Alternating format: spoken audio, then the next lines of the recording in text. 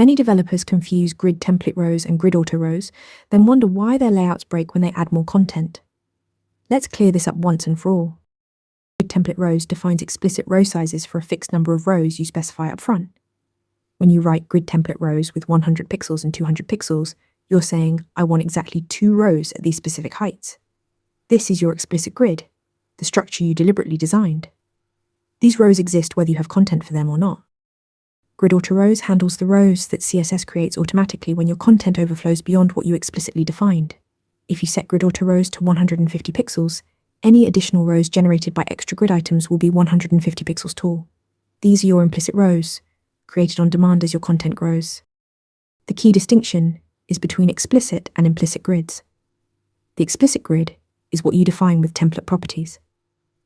The implicit grid is what CSS generates automatically to accommodate overflow.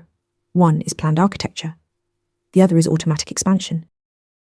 Grid auto rows only applies when there are more grid items than the rows you defined in grid template rows. If you define 2 rows but place 6 items, rows 3 through 6 are sized by grid auto rows. No overflow, no auto rows. It's that simple. Remember, grid template rows is your blueprint for explicit structure, while grid auto rows is your safety net for handling overflow. Master both to build flexible, robust grid layouts. Now go practice on your next project. Want to nail questions like this in your next interview? Interview Mentor gives you hands-on practice with real questions. Every answer gets a grade with specific, personalized feedback. Track your progress across topics and difficulty levels.